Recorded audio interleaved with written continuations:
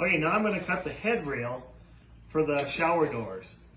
So I clamp it to my rigid tile saw.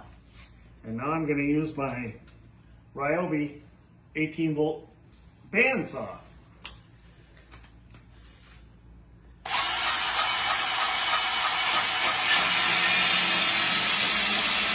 Get it started and it cuts smooth.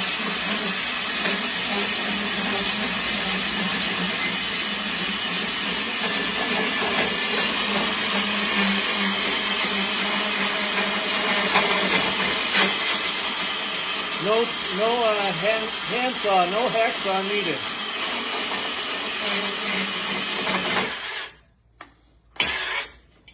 Oh, that's binded.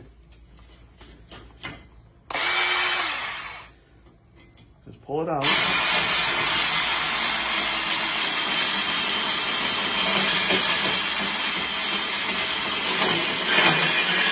It'll work right through.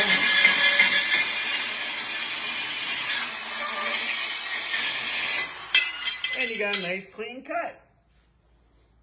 Very well done. Good job, Gopher Dave.